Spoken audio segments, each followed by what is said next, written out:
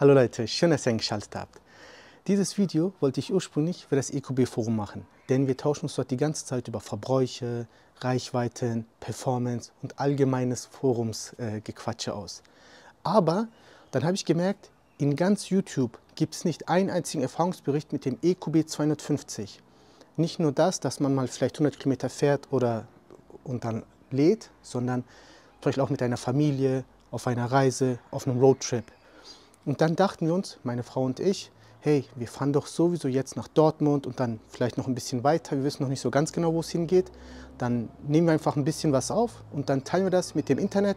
Und die Leute, die sich dann ein EQB 250 zulegen wollen, die haben dann hier einen ersten Hinweis, wie das Auto ist, wie viel es verbraucht, mit Stau oder nicht, mit Landstraße oder nicht, Autobahn und die Ladeperformance. Also ist dieses Video hier zustande gekommen. Deshalb ist es eher so ein bisschen Wissensvermittlung, sodass die Leute ein besseres Gefühl für dieses Auto bekommen. Und wie eben erwähnt, ich mache das nicht alleine, sondern ich habe mir Verstärkung mitgebracht. Hallo! Somit ist das Team komplett. Auf der Rückbank packen wir dann noch 2 Kinder dazu und den Kofferraum machen wir auch voll. Und wie voll wir das machen und wie das mit den Kindern funktioniert und wie das mit den Ladepausen funktioniert und wie weit wir kommen oder nicht, das seht ihr alles in diesem Video. Wenn euch solches Content, solche Videos gefallen, sowas wird es in Zukunft öfters geben. Ihr wisst, was zu tun ist. Abonniert den Kanal. Ansonsten, wir haben wieder viel zu viel gequatscht. Film ab. Hier, wie wir Kofferraum voll gemacht haben, wir haben so einen größeren Reisekoffer, das ist für Mama und Papa. Wir haben so einen Bollerwagen, der ist ziemlich cool, vor allem, weil wir Amsterdam so einen kleinen Städtetrip machen wollen. Und dann hat nochmal Kind 1 einen kleinen Trolley und Kind 2 einen Trolley. Dann sicherheitshalber nehmen wir immer so eine Schüssel mit. Man weiß nie, wenn man Kind muss, dann kann man einfach mal rechts anhalten und es kann sich dann dort bedienen.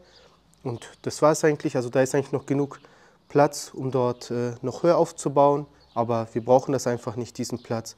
Da unten drunter habe ich die 2 verschiedenen Ladekabel. Einmal von Haushaltssteckdose zum Elektroauto und einmal von der Langsamlader, der Typ 2. Und genau, jetzt können wir das eigentlich auch zumachen. Und ich zeige euch nochmal, wie ich das für die Kinder vorbereitet habe. Ich habe hier so eine Schmutzmatte. Das empfiehlt sich einfach, weil das ist ein Leasingfahrzeug und ist eigentlich für Hunde gemacht. Also dann perfekt für Kinder, die kriegen es dann auf jeden Fall nicht zerstört. Und das hilft einfach, unser Kind hat sich zweimal bei unserer Italienreise übergeben. Und es war gut, dass wir es hatten, weil sonst das war Stoffsitze waren es hätte sonst Flecken gegeben. Deshalb kann ich einfach nur empfehlen. Haben wir so 2 Organizer für die Kinder, Wasserflaschen und so Halskrausen sind bereit. Dann habe ich so eine kleine Vorrichtung, wo dann hier das Tablet aufgehangen ist. Das Gute ist, man kann es gleich da unten laden, aber das Kabel ist lang genug, kann man auch vom Zigarettenanzünder nehmen. Und dann können die dort hinten chillen, entspannen, dann nerven die nicht und haben auch eine schöne Zeit während der langen Fahrt. Und das war es eigentlich. Ich bin mir nicht ganz sicher, wie voll das Auto ist. Wir können mal kurz schauen. Ich meine 95%. Okay, es kann sein, dass es jetzt vielleicht noch dass wir es auf 100% schaffen, weil wir noch 1, 2 Sachen einpacken und organisieren müssen. Aber ja, damit fahren wir los. Und somit ist einfach genug gesagt. Ich würde sagen, jetzt steigen wir ins Auto ein, beziehungsweise gleich, und dann fahren einfach mal los. Meine Frau hat mich auf den Boden der Tatsachen wieder zurückgeholt. Wie ihr sehen könnt, habe ich vergessen, noch die Hälfte zu erwähnen. Und ja, da kamen doch noch ein paar Jacken dazu, ein paar Taschen, Handtücher und so weiter. Aber man konnte immer noch zurückschauen. Das sieht jetzt hier wilder aus, als es ist. Ich habe es noch mal ein bisschen platt gedrückt. Aber ja, ich wollte euch noch mal ein kurzes Update geben, dass es so mit den Koffern nicht einfach getan war und noch ein paar Sachen gefehlt haben. Also, somit kann jetzt die Reise losgehen. Wir sind jetzt unterwegs, ihr könnt unten links sehen, Akku ist voll geladen. Er sagt 430, maximal 463. Warum maximal 463? Das wäre, wenn ich die Klimaanlage ausmache. Und ich werde jetzt auch noch ab Start nullen, wobei es eigentlich keinen großen Unterschied macht. Es waren nur 3-4 Kilometer. Ich glaube, ich lasse einfach. Und wir können hier sehen, was er jetzt geplant hat. Er sagt um ca. 13 Uhr mit 38%. Ich glaube, es war Bad Camberg. Holte uns dann raus, aber das ist für mich viel zu früh, weiß auch nicht, warum der das macht. Ich habe eingestellt, dass er erst mit 10% mich rausholen soll, aber ja, kein Plan. Also das werde ich auf jeden Fall überspringen und irgendwann später laden und so circa gegen, ja, etwas später als 3:30 sind wir dann in Castrop. Also dann Okay, ich habe jetzt Tempomat auf 130. Wir können sehen, es sind sonnige 24,5 Grad. Es ist wirklich strahlend blauer Himmel, also wunderschön. Wir können schon sehen, dass der Verbrauch so bei ja, 22,9 Kilowattstunden auf 100 Kilometer anzeigt. Wie gesagt, wir sind 16 Kilometer gefahren. Lasst euch von den 20 Minuten nicht irritieren. Wir haben kurz bei den Schwiegereltern angehalten, also bei Oma und Opa, sodass die sich noch verabschieden konnten. Deshalb hat der dort hochgezählt, habe Motor nicht ausgemacht. Klima ist auf Stufe 1, 21 Grad. Und ihr seht, wir fahren jetzt etwas mehr als 400 Kilometer. Ich glaube, es waren 420. Und dann schauen wir mal, wie sich die Reise hier gestaltet. Wir sind mittlerweile am Autobahnkreuz Weinheim angekommen. Und wir haben gleich 100 Kilometer, deshalb mache ich so ein kleines Zwischenfazit. Ihr seht, wir haben 19,6 Verbrauch und wir sind seit etwas mehr als eine Stunde unterwegs. Aber wie gesagt, lasst euch von der Zeit hier nicht irritieren. Wir haben ja auch angehalten. Spannend ist, dass ihr denkt euch, okay, warum hat er so einen niedrigen Verbrauch? Weil bei Karlsruhe ist gerade eine Baustelle. Da konnten wir nur 80 fahren. Und beim Kreuz Walldorf, da darf man auch nur 80 fahren, tagsüber. Und naja, und ich habe auch vorhin versucht, 130 zu fahren. Und die Autobahn ist einfach brutal voll. Deshalb geht da halt auch nicht so viel. Jetzt fahre ich natürlich kurz 116, 115, weil ich das hier für euch aufnehmen möchte und kurz dokumentieren möchte. Und ja, das war's. Jetzt können wir wieder weiterfahren. Ja, okay, meine Frau macht mich gerade aufmerksam, dass wir auch Gegenwind haben oder Frontwind. Aber ja, ich bin mit dem Verbrauch zufrieden, würde aber gerne schneller fahren können, aber geht halt nicht. Ihr seht, es ist voll.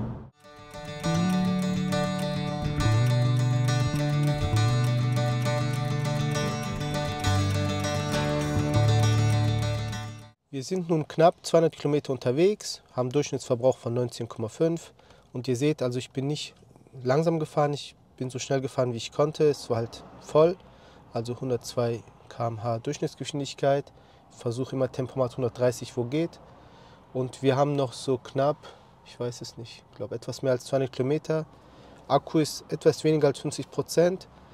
Ja, sonnige 23,5 Grad und Klima 21 Grad, Stufe 2 oder 3. Wir haben es auch geschafft, beziehungsweise Kind 1 und Kind 2 schlafen nun erfolgreich. Kind 1 ist so nach 10 Kilometern eingeschlafen, also Top Performance. Und Kind 2 ja, hat sich ein bisschen schwer getan. So nach 150 Kilometern hat aber auch Kind 2 geschafft einzuschlafen. Also da ist noch Luft nach oben bezüglich der Auto-Einschlaf-Performance. Aber soweit so gut. Jetzt haben wir hier ein bisschen Verkehr. Wir umfahren gerade so eine Straßensperrung. Deshalb, ja, 11 Minuten, sagt er. Wir sind hier so bei Wald-Solms, Bad Nauheim. Gut. Und mit 27% schickt er uns zum Laden. So, jetzt habe ich da drauf gedrückt, wollte ich gar nicht. Egal. Aber das ist uns eigentlich viel zu früh. Möchten eher so mit 10-15% laden. Mal sehen, was er dann macht. Wir haben am Straßenrand so Erdbeerstände gesehen und haben dann gesagt, komm, wir halten auf jeden Fall mal an. Wo sind wir denn? Wetterauer Früchtchen. Man kann auch selbst pflücken, aber dazu haben wir jetzt nicht die Zeit. Meine Frau ist jetzt kurz rein und hat sich so ein paar Schälchen davon geschnappt. Ey, die sehen so mega aus. Ihr könnt sehen, wir sind schon 283 Kilometer gefahren. Wir haben, ich glaube, so circa 20% Akku. Und wir werden jetzt gleich in Freudenberg anhalten und laden. Navi sagt, wir hätten dann so circa 14%, wenn wir dort angekommen sind, also in 10 Kilometer. Dann hätten wir 293 Kilometer gemacht. Ja, das ist tipptopp. Und hätten dann noch Rest 14%. Also wenn die Ladesäule ausfallen sollte, was sie jetzt nicht ist, man sieht ja, dass die läuft, dann hätten wir noch genug Saft, um weiterzufahren. Und die Kinder haben auch keinen Bock mehr. Ehrlich gesagt, ich habe auch keinen Bock mehr. Ich würde jetzt gern was essen. Kaffee nicht mal so wichtig. Und vielleicht einen Tee trinken. Und ja, dann entspannen wir uns mal an der Ladesäule gleich.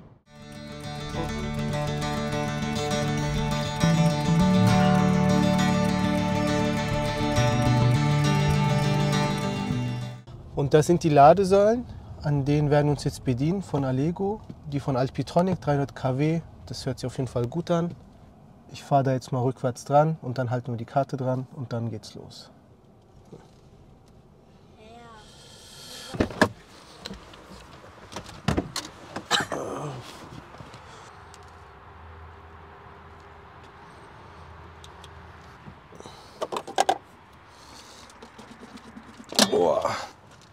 Und los geht's.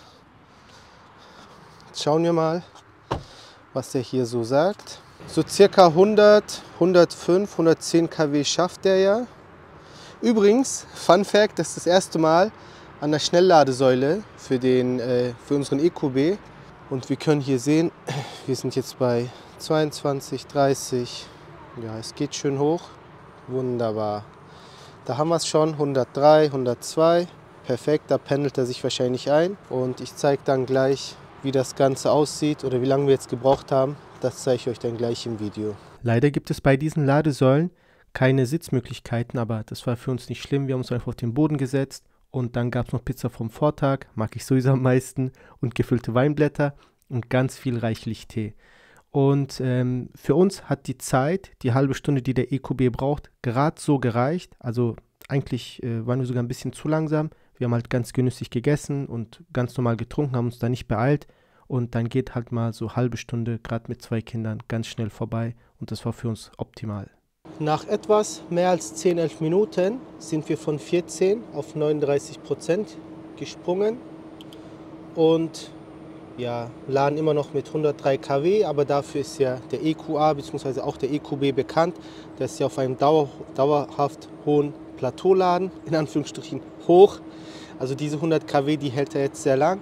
Und reingeladen haben wir jetzt knapp 18 Kilowattstunden. Also soweit so gut. Mittlerweile 62%, er lädt immer noch mit 99,6 kW. 20 Minuten dauert schon der Ladevorgang und geladene Menge habt ihr eben gesehen. 33, knapp 34 Kilowattstunden. Also uns reicht die Zeit ehrlich gesagt kaum, und ich sage das nicht irgendwie, um das positiv darzustellen. Wir haben jetzt was gegessen, unser kleiner Picknick.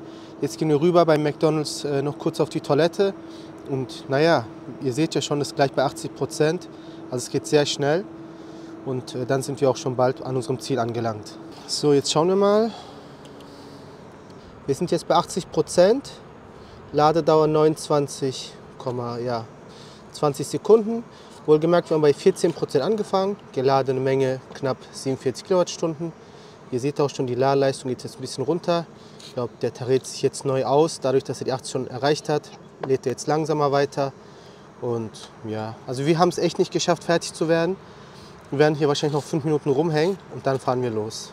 Ursprünglich wollten wir diese Sequenz hier direkt an der ersten Ladesäule machen, aber mit 2 Kindern, man plant etwas, aber wenn die Kinder was gegen diesen Plan haben, dann muss man umplanen. Deshalb holen wir das jetzt hier nach. Also, wie fandest du die Fahrt bisher?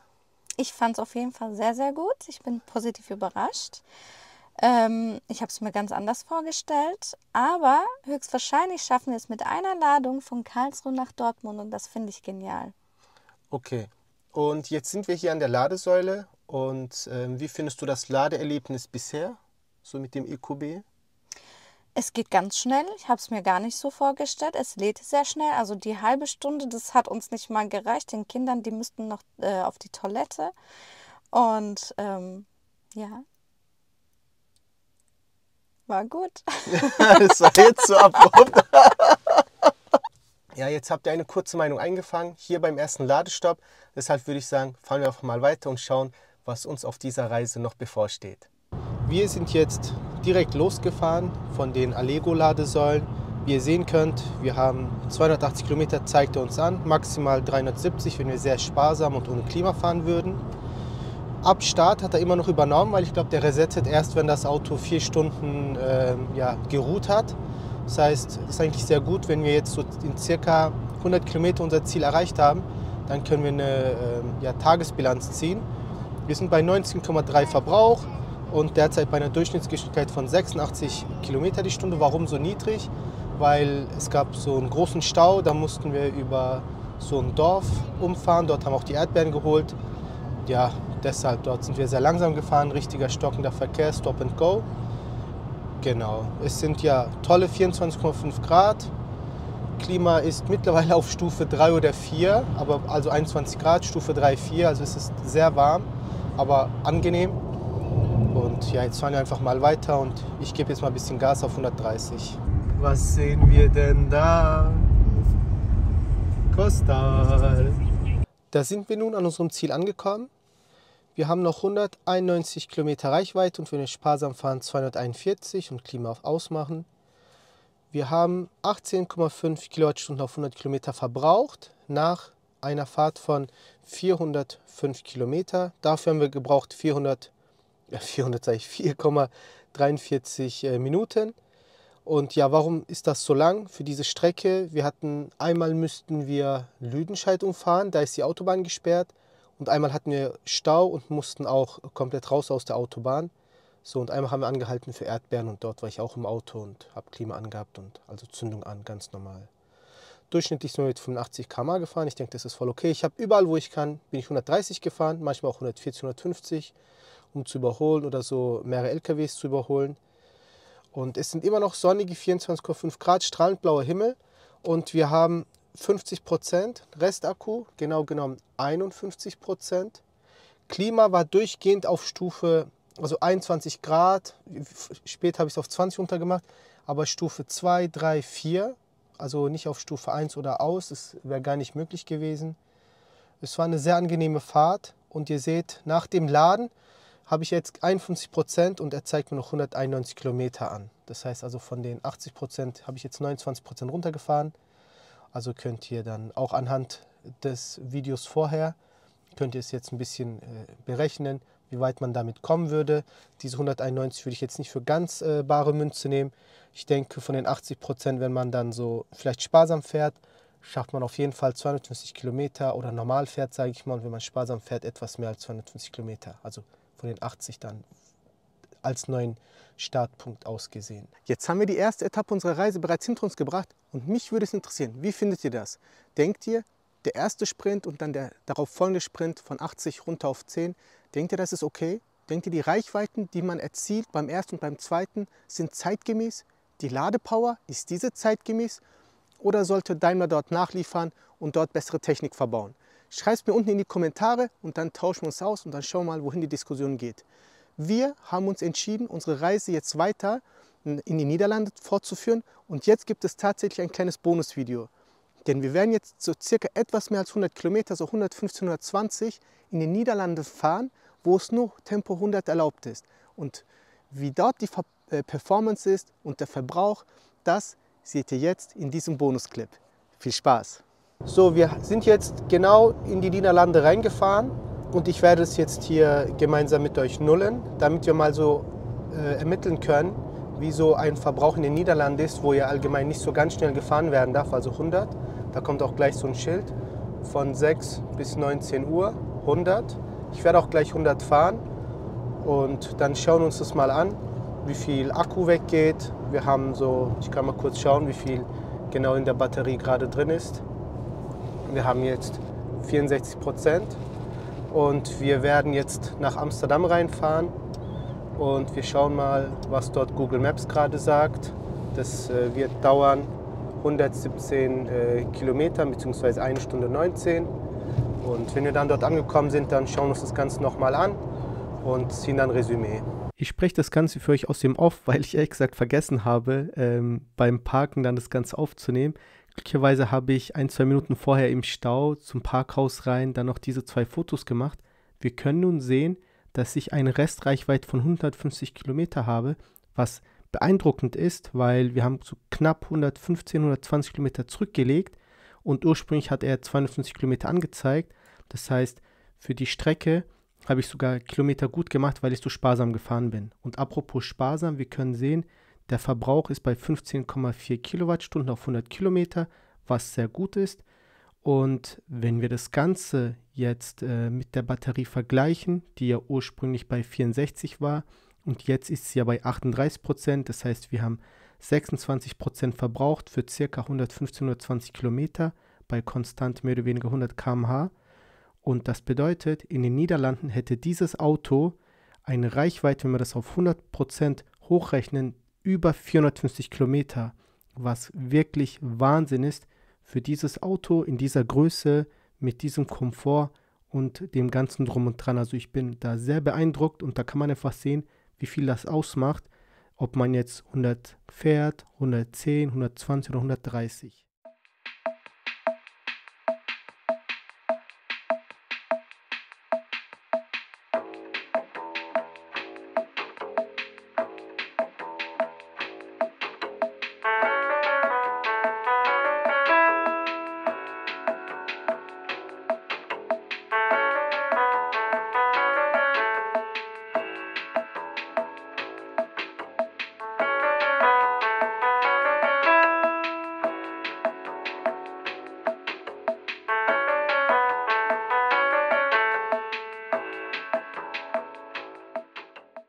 Hallo zusammen, jetzt wird es ziemlich spannend, denn wir machen uns auf den Rückweg und das heißt, wir werden ca. 550 Kilometer durchfahren und ich zeige euch jetzt mal, wie der Stand beim Auto ist, welche Temperatur wir haben und was die Ladeplanung vom EQB hier uns vorschlägt.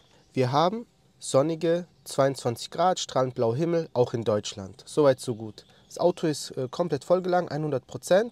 Und er sagt, dass wir ca. 450 Kilometer machen und wenn wir sehr sparsam fahren, 471. Wie gesagt, da braucht ihr jetzt euch noch nicht dran zu hängen, weil ich bin ja noch nichts gefahren. Das waren vielleicht 10 Meter von der Ladesäule weg. Kommen wir nun zur Ladeplanung vom EQB und diese sagt uns, dass wir irgendwo knapp 1 Stunde laden sollen. Ja, das macht irgendwie gar keinen Sinn. Also Feedback an die Mercedes-Benz-Ingenieure, die das hier entwickeln. Das macht einfach keinen Sinn. Also warum soll ich 1 Stunde laden? Ne? Macht keinen Sinn.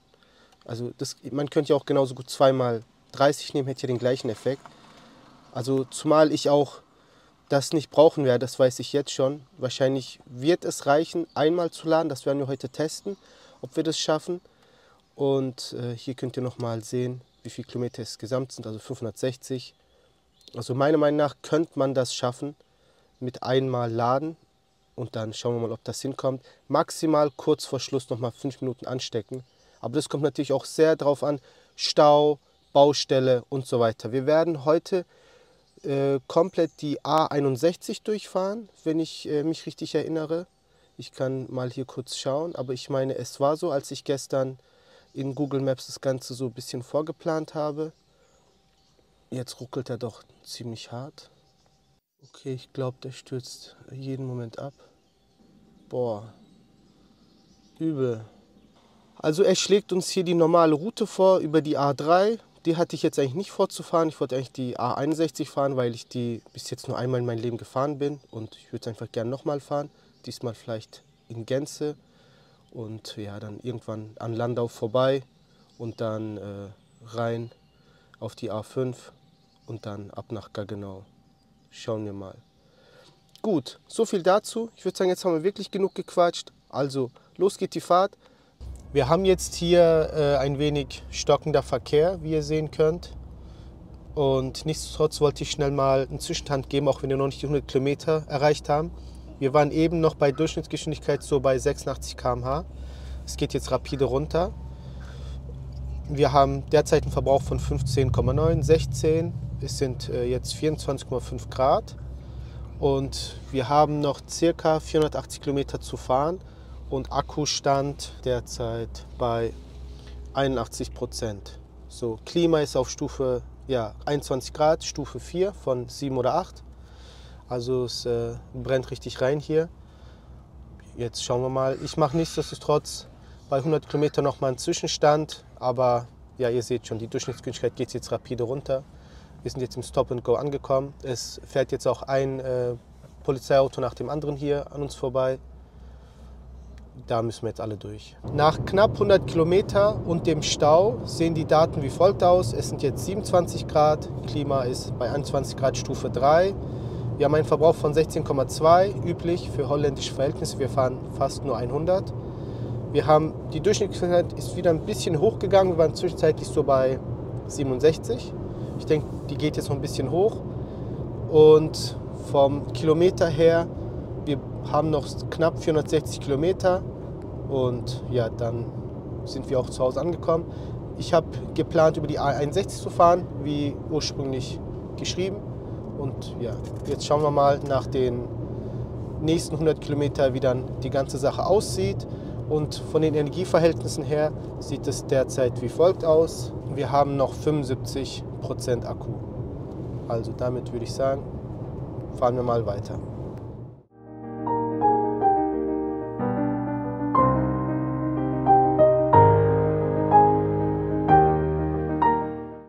So, wir haben jetzt etwas mehr als 200 Kilometer hinter uns und sind knapp 2,5 Stunden gefahren.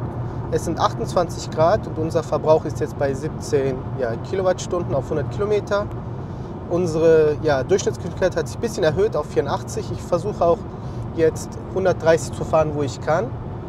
Und hier von den Kilometern her, Klimaanlage ist immer noch bei 21 Grad 4 und ja, noch 350 Kilometer. Seht ihr es, wir sind jetzt auf der A61 angekommen, die fahren jetzt komplett durch und wir gucken mal, wie viel Restakku wir noch haben. Wir haben noch 47%, das heißt, so demnächst neigen wir uns einer Ladepause zu und ich würde sagen, wir schaffen wahrscheinlich den Trip auch mit einem Ladestopp und da schauen wir mal, ob das wirklich so klappt.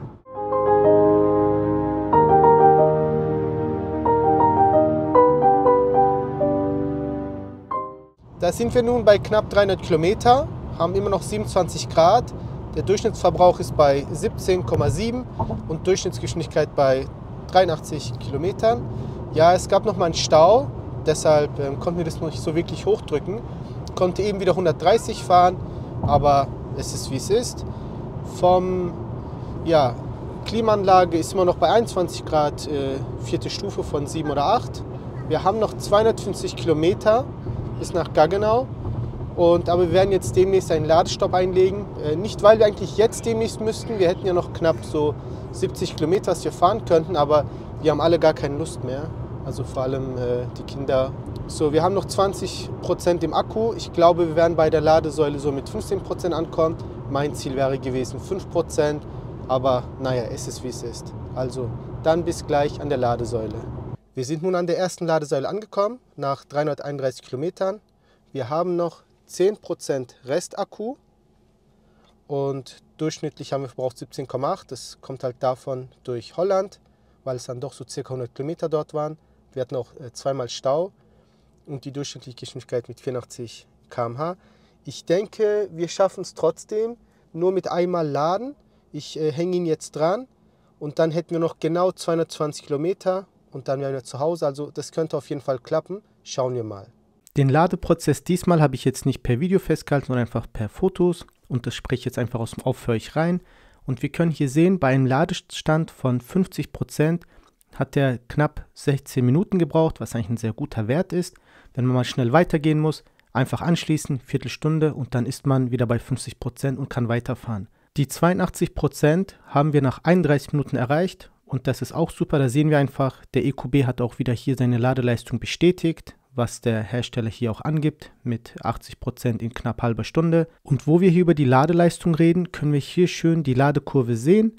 Und zwar hier bei den NBW-Ladesäulen von Alpitronic, durchgehend auf einem sehr hohen Niveau, und zwar durchschnittlich 97 Kilowatt. Ist von der Zahl her nicht viel, aber dadurch, dass es durchgehend hoch ist, ist es wiederum toll. Und das macht wieder einiges gut.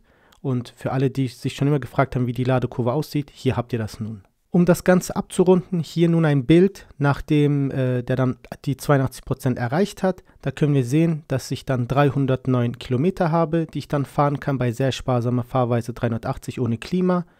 Und ich denke, das ist ein guter Wert. Und ich denke immer noch, dass ich es schaffe, jetzt damit Gaggenau zu erreichen. Und ja, ob das nun klappt oder nicht, das sehen wir nun im Verlauf dieses Videos. Mittlerweile haben wir die 400 Kilometer erreicht. Es sind mittlerweile 30,5 Grad. Und wir haben einen Durchschnittsverbrauch von 18 Kilowattstunden auf 100 Kilometer und 85 km/h Durchschnittsgeschwindigkeit. Wir sind immer noch mit Klimaanlage 21 Grad und Stufe 4 unterwegs und haben noch 146 Kilometer vor uns und werden laut dem Mercedes-Navi, das habe ich jetzt mal eingeschaltet, mit 21% zu Hause ankommen. Eben waren es noch 22%. Ich denke, er hat sich eben nochmal neu austariert. Und ja, jetzt schauen wir mal kurz, wie viel Restakku wir derzeit noch haben. Wir haben jetzt noch 62% Akku. Also ich denke, das hört sich gut an. Schauen wir mal, wie es dann bei 500 Kilometer aussieht. Wir sind jetzt bei der 500 Kilometer Marke angekommen. Es sind mittlerweile 31 Grad, also es brennt wie Sau. Klimaanlage ist schon auf Stufe 5, 21 Grad. Und unser Durchschnittsverbrauch ist bei 18,3. Und wir haben es geschafft, fast auf die 90 km/h zu kommen. Ich konnte jetzt hier in Rheinland-Pfalz etwas schneller fahren, 130, habe das auch überall gemacht, wo ich konnte. Und Restkilometer sehen wir dort, 118. Wenn ich sehr sparsam fahre, 156, also mit Klima aus und alles. Und wir haben aber nur noch knapp 49 Kilometer zu fahren, sind auch demnächst zu Hause. Und wir schauen jetzt mal, wie viel Batterie wir haben und haben noch 33%. Das ist schon mal nicht schlecht, hört sich alles sehr gut an und kommen mit 21% nach Hause. Es waren auch mal 22, dann auch mal 20. Das pendelt sich dann irgendwann mal, glaube ich, so ganz ein. Okay, also, dann fahren wir mal weiter. Wir sind nun an unserem Ziel angekommen. Es sind 30,5 Grad, Durchschnittsgeschwindigkeit 89 und ein Verbrauch von 18,3 Kilowattstunden auf 100 Kilometer. Exakt 550 Kilometer wurden gefahren und wir haben im Akku noch 20%. Und laut dem EQB können wir noch 69 Kilometer fahren mit unserer derzeitigen Fahrweise. Oder wenn wir sparsamer fahren, 91 Kilometer, also Klima aus und sparsam. Also das heißt, ich würde sagen, von den 69 könnte man realistisch noch 50 nehmen. Das heißt, ja, also nachdem man dann einmal geladen hat, kommt man locker nochmal so 250 Kilometer. Das ist voll okay. Wo wir es vorher an der Ladesäule schon nicht geschafft hatten, in Freudenberg holen wir jetzt auch die Ankunft zu Hause nach. So ein kleines Resümee, wie denn diese ganze Reise war und diese ganze Fahrt. Die ganze Fahrt jetzt von Karlsruhe nach Dortmund, von Dortmund nach Amsterdam und von Amsterdam zurück nach Karlsruhe. Wie fandest du das? Ich fand es auf jeden Fall sehr toll. Also ich bin sehr positiv überrascht. Ich hatte es mir ganz anders vorgestellt mit den Kindern, das ständig anhalten und laden. Aber das hatte ich ja schon erwähnt. Also es lädt sehr, sehr schnell. Die halbe Stunde hat uns nicht mal gereicht mit den Kindern. Ja, ich könnte mir sogar auch längere Reisen vorstellen. Ja. Okay, jetzt hast du längere Reisen gesagt, aber längere Reisen im Elektroauto, ich meine, Fliegen ist doch viel angenehmer. Ich meine, wer möchte denn schon 10 Stunden am Tag fahren? Das ist richtig. Aber ich fliege nicht gern und ich würde eher locker ankommen wollen. Okay, also du fährst gern. Aber was denkst du mit den Kindern und 10 Stunden fahren? Denkst du, die würden das mitmachen? Ja, die würden das schon mitmachen, weil wir machen ja auch zwischendurch mal Pausen und auch für uns ist es gut, mal frische Luft zu schnappen. Okay, also sagst du, die Ladepausen mit kleinen Kindern sind voll okay, aber was ist, wenn die Kinder groß sind? Was dann? Dann ist es was anderes. Dann könnte ich mir sogar 4, 5 Stunden durchfahren vorstellen, weil die großen Kinder denke ich nicht, dass die immer wieder Pause machen wollen. Mhm. Also mit großen Kindern und dem EQB, naja, da wird man keine 400, 500 Kilometer am Stück schaffen, das ist klar. Dann bräuchten wir auf jeden Fall ein anderes Auto. Genau. Und jetzt haben wir die ganze Reise hier hinter uns. Wie oder was findest du denn gut am EQB? Also ich vergleiche es immer mit unserem vorherigen Auto. Und was ich gut finde, dass er auf jeden Fall schnell lädt, dass das EQB sehr bequem ist. Die Sitze sind sehr bequem, auch schön. Also der Innenraum ist schön luftig. Wo wir natürlich über die guten Sachen geredet haben, was findest du an unserem EQB noch nicht so gut? Was fehlt dir? Also ganz ehrlich, ich bin sehr zufrieden mit unserem Auto. Was mir aber fehlt, ist Panoramadach. Das wäre noch ein Highlight. Und sonst irgendwas? Wunschlos glücklich. Also mir fehlt auf jeden Fall die Anhängerkupplung. Die ist leider beim EQB nicht so bestellbar. Das ist sehr schade, weil dann könnten wir auch ein bisschen Gartenabfälle einfach wegbringen. Ich habe auch gerade ganz viel Müll hinten im Haus angesammelt, das ich mal wegbringen müsste. Jetzt muss ich meinen Bruder da nötigen, dass er mit seinem Tiguan vorbeikommt und wir das mal wegbringen. Das ist einfach mies. Hoffentlich ändert da Daimler was. Aber gut, somit wären wir durch mit unserer kleinen Reportage. Schön, dass es dir gefallen hat. Schön, dass es uns allen gefallen hat. Und ich würde sagen, dann schauen wir mal. Vielleicht gibt es zukünftig noch weitere Roadtrips. Und wenn euch das geholfen hat, zu verstehen, ob der EQB ein gutes Auto ist, in dem Fall mit dem Modell 250, gibt ja noch die 250 Plus Variante, die haben wir natürlich nicht, dann würden wir uns natürlich über ein Like sehr freuen. Ist eine Ehrensache, ne? Wir investieren hier Zeit und ja, wenn euch das hilft, dann freuen wir uns darüber. Wenn jemand anderes dieses Auto sehen sollte, vielleicht euer Partner, eure Frau, euer Ehemann oder andere Leute, die sich vielleicht mit dem Autokauf beschäftigen, dann teilt doch das Video einfach mit ihnen, dann haben sie einfach auch so ein bisschen Informationen gesammelt. Und wenn ihr euch mit uns austauschen wollt, dann schreibt es in die Kommentare. Wir antworten immer, in dem Fall meistens ich. Und ansonsten, wir bedanken uns fürs Schauen. Bis zum nächsten Mal. Dankeschön. Ciao. Tschüss.